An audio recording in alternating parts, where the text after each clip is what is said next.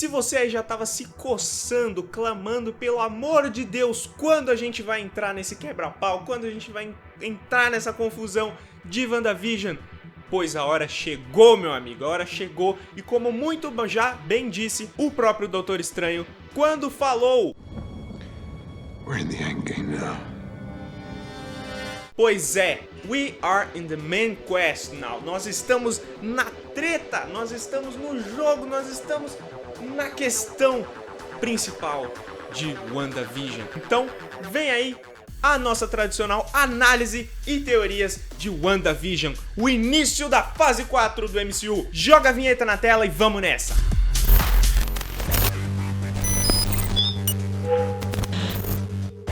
Muito bem, então agora é a vez do episódio 4, chamado aí Interrompemos esse programa. O episódio sai totalmente da pegada de sitcoms, não tem a piada da semana, não tem as risadinhas da semana, é tudo pela perspectiva da SWORD, pela perspectiva da Monica Rambeau, e a gente fica sabendo aí, a gente é informado do que estava acontecendo fora da redoma de Wanda Maximoff. O que estava acontecendo ali enquanto as coisas estavam acontecendo lá dentro, como que a espada chegou ali e quais são as suspeitas, quais são as missões envolvendo ali aquela força-tarefa. Fato que me pegou de surpresa, porque eu esperava que eles fossem fazer o contrário, na verdade. Esse episódio, principalmente os dois personagens que seguem, que guiam a maior parte do episódio, servem esse papel aí de respondedores de dúvidas que o próprio público tem. Então, pensando narrativamente, faz sentido, mas o que eu achava que eles fossem fazer era que esse episódio ia ser ali intercalado com as sitcoms dos anos 80, 90 ali que faltam ainda ser adaptadas, porque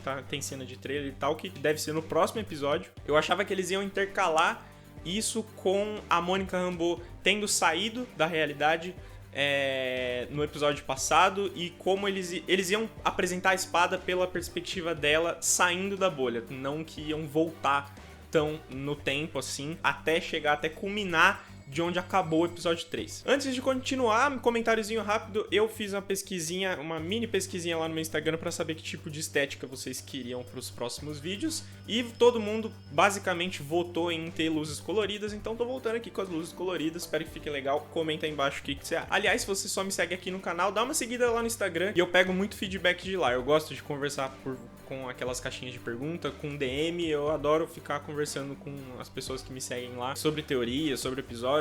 Dá pra pegar muito feedback legal lá, então me siga. Cara, uma coisa que me chama muito atenção e que eu gostei demais desse episódio, nessa subversão aí, nessa inversão de expectativa que a gente teve dos outros episódios passados pra esse, é que, mais notavelmente, a gente saiu totalmente do que tava sendo brincado até agora, mas esse episódio, ele começa com a Monica Rambeau ela sendo reblipada, né? Blip, que é o como ficou conhecido dentro do universo Marvel, o estalo do Thanos, que eliminou metade das pessoas, e quando o Tony Stark estala os dedos no final do Vingadores Ultimato, as pessoas voltam. E esse episódio de WandaVision mostra exatamente esse momento, assim como o Homem-Aranha Longe de Casa tinha comentado bem rapidamente, das pessoas voltando à vida. E acima de tudo é uma cena espetacular, assim, é um clima, um ritmo muito bizarro, muito da hora de se ver. As pessoas ali todas perturbadas, as pessoas começam a nascer no meio de um hospital, começam a ressurgir.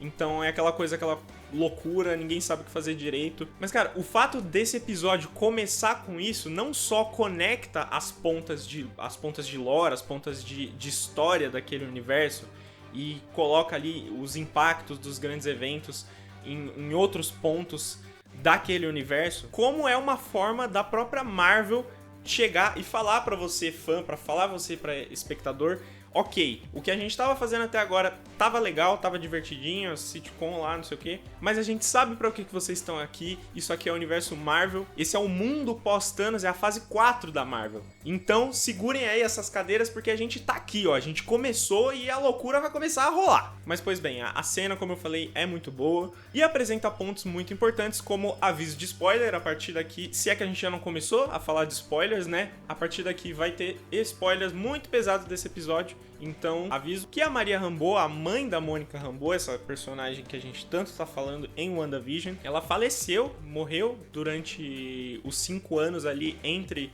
estalo Thanos e estalo do Homem de Ferro. E aí a gente já começa descobrindo mais sobre a própria SWORD, sobre a própria espada, que é uma organização, uma subdivisão da SHIELD ali, criada pela própria Maria para ser uma área dedicada à pesquisa e exploração espacial. É dito isso que ela é a grande fundadora daquela organização, e nisso a gente descobre por que diabos a SWORD ela tá envolvida nesse caso aí de Westview. A gente descobre que o FBI, que na verdade iniciou um caso de pessoas desaparecidas nessa cidade, e pediu ajuda para a SWORD para utilizar drones de imagem. É por isso que a Mônica é designada para ir lá levar um drone e ajudar o FBI, e quem tá esperando ela lá é o Agente Woo.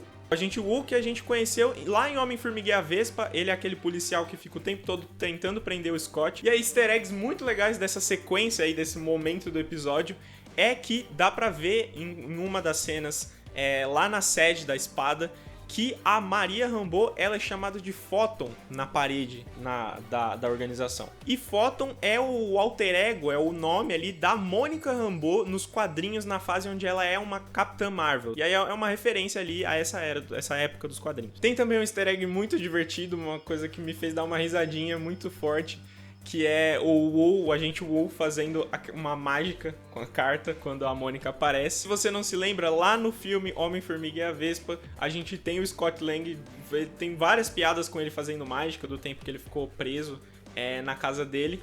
E tem uma piada no filme do Woo tentando fazer as mágicas também, aprendendo a fazer um telecurso lá. Achei muito engraçado, muito divertido como eles resgataram essa piadinha pra colocar nesse episódio de novo. Ele finalmente aprendeu a fazer a carta aparecer da mão. E por último, uma escolha estética muito interessante, que é a parede da redoma ali, a parede que separa a realidade normal da anomalia.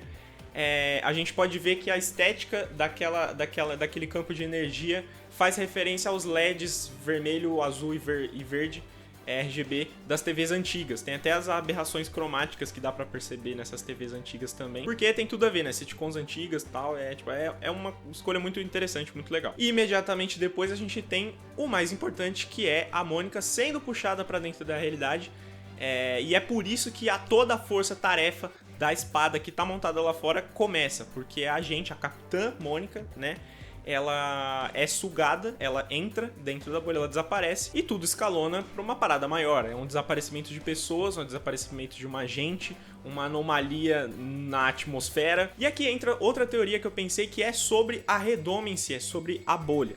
Lá no primeiro vídeo, quando eu falei a primeira vez sobre essa teoria da bolha, eu citei uma cena que é vista em um dos trailers, onde tem um helicóptero sobrevoando perto do que parece ser uma parede, um furacão de poderes vermelhos. Só que aqui no episódio 4 e em alguns outros trailers também, a gente vê ela com uma estética totalmente diferente, essa estética aí dos LEDzinhos que eu disse. Só que mais importante, a Mônica ela é puxada pra dentro. Assim como todos os drones que passam ali, o primeiro drone que ela coloca, depois que ela já tá desaparecida, a gente vê também a SWORD enviando mais drones e todos eles sendo sugados. Então parece que essa bolha ela separa a realidade normal da realidade Westview, só que pessoas conseguem passar. Não só conseguem, como são puxadas. Só que em outro trailer, um trailer liberado aí bem próximo do episódio 4, que passou lá na TV dos Estados Unidos, mostra uma cena onde tem esse mesmo muro vermelho da cena do helicóptero tentando ser ultrapassado por uma espécie de carrinho ali, uma espécie de caminhão especial,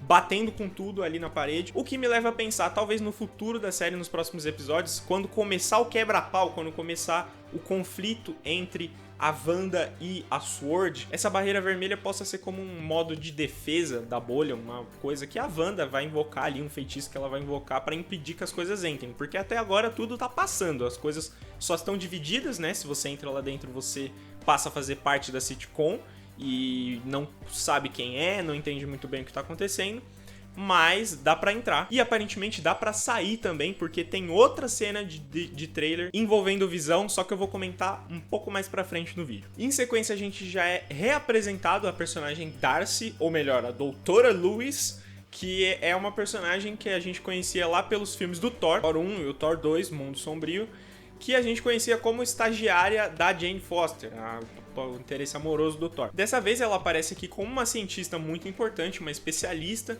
que a espada precisa nessa missão, que é um fato que pode se justificar muito bem, pois ela já teve experiências ali com manipulações de realidade em Thor 2. No segundo filme do Thor, a gente é apresentado e é trabalhado a joia da realidade. Na batalha ali contra os Elfos Negros e o Malekith, a Darcy, ela participa também, então ela já teve experiência com esse tipo de coisa. Pra mim, essa é a justificativa pra eles terem tirado essa personagem do baú, tirado da aleatoriedade, porque, pra falar a verdade, ninguém lembrava da Darcy, apesar dela ser uma personagem divertida, carismática, tem um humor irônico ali que é bacana. Mas enfim, agora ela tá lá e é muito importante pra história de WandaVision. Ela é a grande responsável por descobrir ali, achar uma maneira da espada enxergar, observar o que tá acontecendo dentro da redoma, dentro da anomalia. Tem uma referenciazinha ali muito daorinha envolvendo a Darcy, que é quando ela tá tendo um diálogo com o diretor interino da SWORD, e os dois falam e acabam informando pra gente que aquelas radiações que ela tava captando é uma radiação da época do Big Bang. E aí fica aí, né? Big Bang é a criação do universo, a gente tá lidando aqui com criação de realidade, então... Enfim, é óbvio que a essa altura do campeonato já tava claríssimo que se tratava de uma realidade alternativa, de uma realidade criada, mas é um easter eggzinho, uma referência ali que eu achei bacana, eu queria comentar com vocês. E aí, seguindo a trama do episódio, avança, a gente vai vendo o desenrolar da missão da SWORD e, mais importante, do caso ali da investigação das pessoas desaparecidas. A gente descobre que os cidadãos de Westview, como acho que a maioria das pessoas já suspeitava também, era o que eu suspeitava quando eu fazia os outros vídeos, que elas são pessoas reais. Westview é uma cidade real de New Jersey e elas estavam lá e foram, de certa forma, sequestradas por essa realidade nova. Elas estão fazendo papéis, estão literalmente interpretando papéis na sitcom de pessoas que não são elas de verdade. E aí, no meio dessa investigação, tem uma coisa muito gritante que muita gente notou também, que é o fato da Agatha, aí ó, já tô entregando, da Agnes, a vizinha da Wanda e do Visão, não ter uma ficha. Eles conseguem identificar todos os cidadãos, menos a Agnes. É uma coisa que tá meio que definitivamente reforçando a teoria de que ela seria a Agatha Harkness, a feiticeira que é a mentora da Wanda Maximoff nos quadrinhos. E eu realmente acho que ela seja, eu acho que já tá bem claro aí, pelo que a série mostra e pelo que tá sendo teorizado na internet. Eu não fico martelando muito nessa teoria porque eu desconheço qualquer background da Agatha Harkness no quadrinho, mas pra mim tá bem claro assim já que ela, de alguma forma, ela é a Agatha Harkness. Então não vejo como distinguir muito ainda qual o papel dela nisso tudo, porque na maioria das interações da Agnes com a Wanda, ela presta um papel muito de mentora mesmo. Então a série é cheia de metalinguagens, a série inteira é cheia de metalinguagens, ela sempre se referencia a si mesma usando os próprios elementos. Então tem o fato dela sempre estar numa postura de ensinar, tem o fato dela não ter sido identificada nesse quadro, e tem também, pode ser que tenha ligações diretas dela com o Mephisto, com o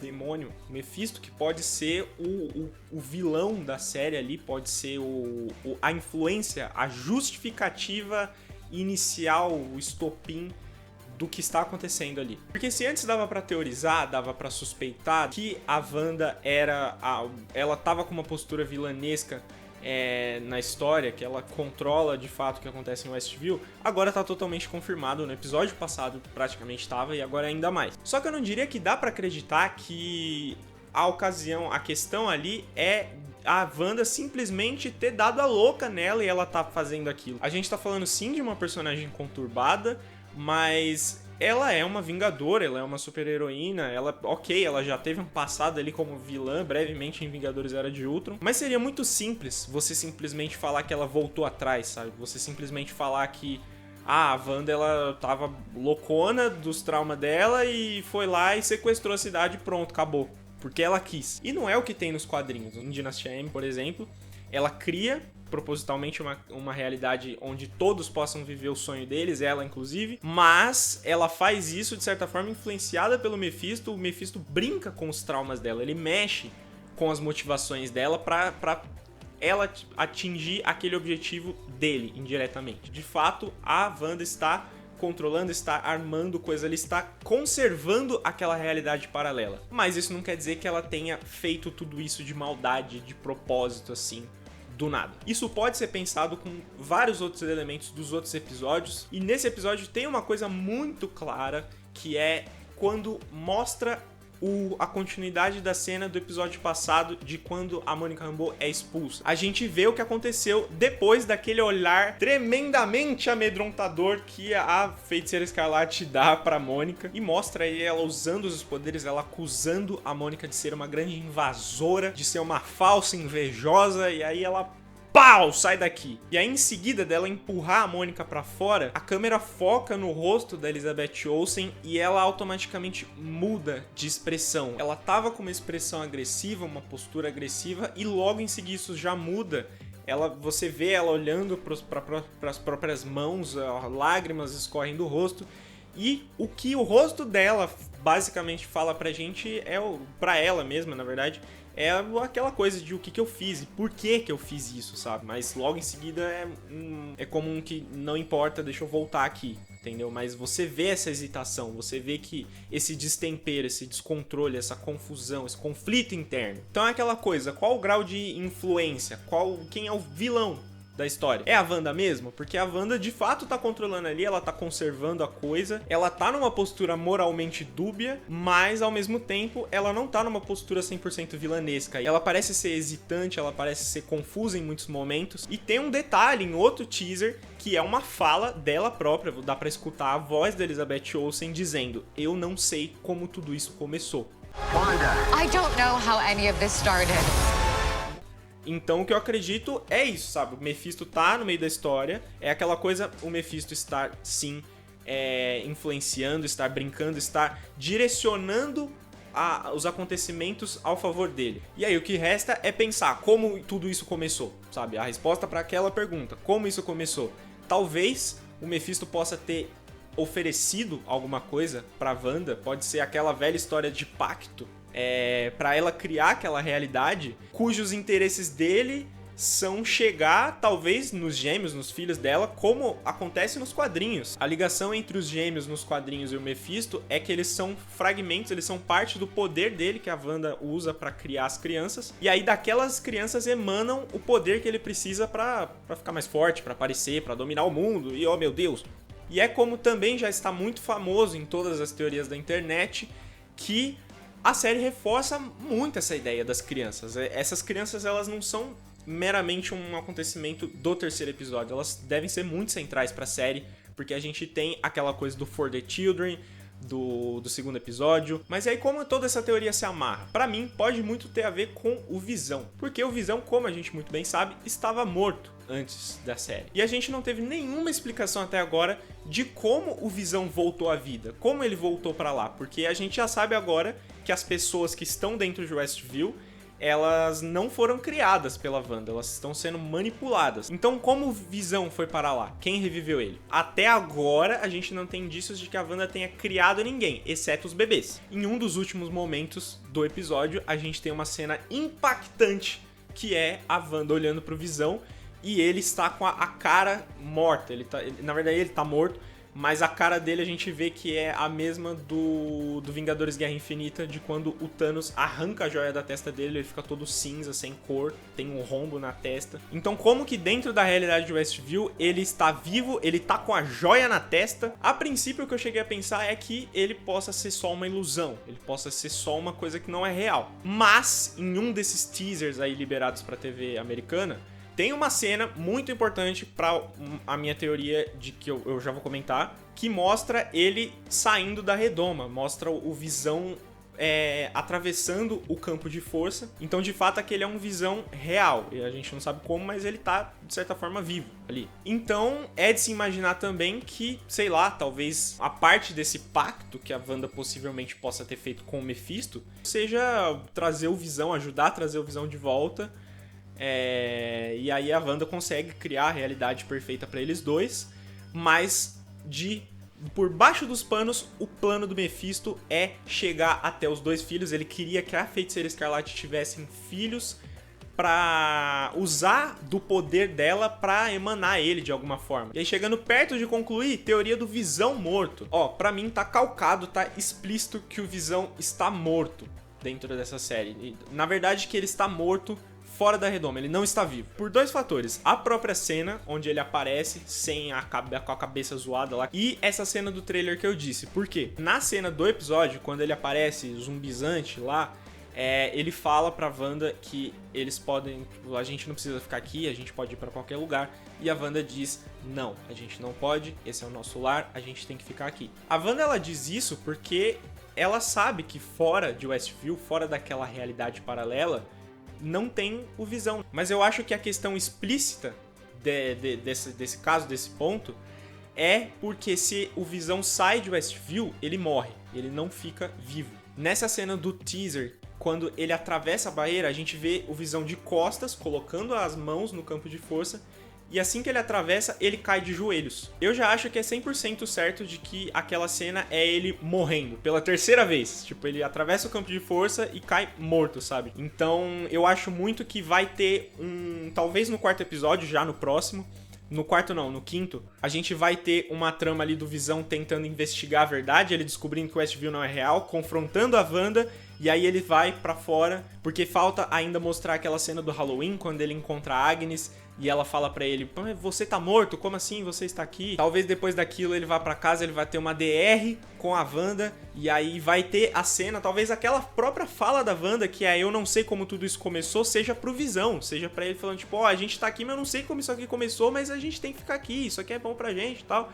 E aí ele vai pra fora, e quando ele atravessar a barreira, ele vai morrer, ele vai cair morto, e aí depois ela vai trazer ele de volta e vai revivê-lo, e não sei se a partir dali a Wanda pode fazer com ele o que ela já fez no episódio 3, por exemplo, que é voltar, glitar ele de volta e continuar manipulando a mente de todos. Wanda. I don't know how any of this started. What is outside of Westview? Então, por fim, esse episódio, pra mim, o que fica é um episódio muito bom, um episódio necessário ali pro formato da série, pra forma que ela tá sendo narrada. Assim, não é um episódio que avança tanto assim a história, não é revelador, oh meu Deus, é sim, até certo ponto, mas o que eu quero dizer é que muito do que foi mostrado nesse episódio já era coisa que a gente podia ver observando e teorizando em cima dos outros. O episódio 4 veio apenas pra confirmar e pra mostrar de outro ângulo, pra explicar mais sobre a história da SWORD, sobre o que a SWORD está fazendo lá, como eles estão fazendo, e apontar para o que vai ser esse futuro. E é isso aí, meus amigos. Esse aqui foi o vídeo de análise e teorias do episódio 4 de WandaVision. Já deixei minhas impressões aqui, gostei do episódio, tô hypadaço pros próximos, principalmente pra esse próximo, mas eu tô numa ânsia, cara, de ver o final dessa série, de ver o multiverso sendo quebrado e sendo apresentado de uma vez. Vamos ver aí, vamos aguardar pela próxima sexta-feira. E eu te vejo no episódio 5. Se você gostou do vídeo, não se esquece de clicar aí no gostei, por favor. Isso ajuda o vídeo a chegar em mais pessoas. Se inscreva no canal, ative o sininho. E sabe o que ajuda a chegar em mais pessoas também? Compartilhar. Eu agradeço de coração todo mundo que manda o link do vídeo para amigos, para família, para todo mundo que gosta. Também, por favor, comente seu feedback aí se você tá gostando do que eu tô criando aqui neste humilde canalzinho, beleza? Um abração para todos. Vamos continuar pirando com essa série maravilhosa. E é isso. Até a próxima, meus amigos. Demais. Tchau!